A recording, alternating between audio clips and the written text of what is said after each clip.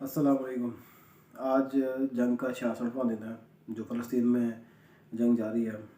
اور اس جنگ میں شہادتیں بھی بے تحاشا ہو چکی ہیں، بچوں کی اور عورتوں کی۔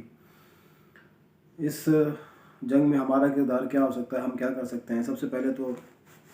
بیت المقدس کے مسئلے کو سمجھنا اور دوسروں تک پہنچانا یہ ہماری اولین ذمہ داری ہونی چاہیے۔ اس سلسلے میں ہم انشاءاللہ ویڈیوز بنائیں گے، کچھ شارٹس ویڈیوز میں آپ لوگوں کے لیے بناؤں گا، جس میں اسٹیپ بائی اسٹیپ سارے ٹاپک کور ہوں گے۔ اس میں فلسطین کا مسئلہ، تاریخ ہو گئی، اس کی جغرافیہ ہو گیا، اور موجودہ جنگ اور اس سے پہلے جنگیں ہو چکی ہیں، اس کے بارے میں تھوڑی بہت معلومات جو بھی میں آپ کو فراہم کر سکا وہ انشاءاللہ اس میں ویڈیوز کی سیریز میں آپ کو میں فراہم کروں گا۔ فلسطین کا مسئلہ اور اسرائیل کی جو فلسطین اور اسرائیل کی جنگ چل رہی ہے، یہ صرف فلسطین اور اسرائیل کا مسئلہ نہیں ہے، یہ کفر اور اسلام کا معرکہ ہے۔ اور اگر یہ کہا جائے گا کہ یہ آخری معرکہ ہے تو غلط نہیں ہوگا،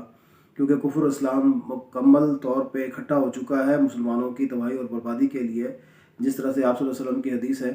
کہ جب اس کا مفہوم ہے کہ جب آپ صلی اللہ علیہ وسلم نے فرمایا کہ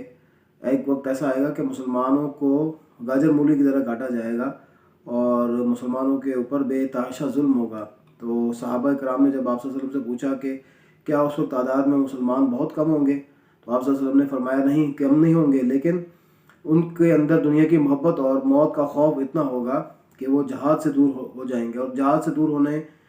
کی وجہ سے ان کے اوپر ذلت جو ہے وہ مسلط کر دی جائے گی۔ یہ صرف فلسطین کے مسلمانوں کے لیے نہیں ہے، فلسطین سے یہ آگ نکلے گی اور پوری دنیا میں پھیلے گی۔ یہ عرض شام ہے، عرض شام میں آگ نکلے گی اور یہ پوری دنیا میں پھیلے گی، اور اگر آج ہم نے ہوش کے ناخن نہیں لیے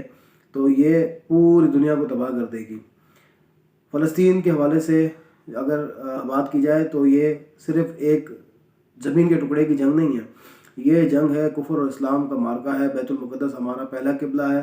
ہمیں اس کی حفاظت کے لیے جو ہم سے بن پڑے ہمیں کرنا چاہیے۔ اس وقت جو پاکستان میں رہتے ہوئے، کیونکہ ہم یہاں پہ ایک جمہوریت کے نظام میں، کفر کے نظام میں رہ رہے ہیں،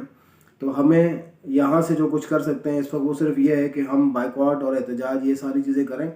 اور ایک خاص کام یہ کہ مسئلہ فلسطین، مسئلہ بیت المقدس کو سمجھ کے لوگوں کو آگے بڑھائیں، تاکہ لوگوں کی واقفیت ہو۔ لوگوں کی واقفیت ہی نہیں ہے اس معاملے کے اوپر،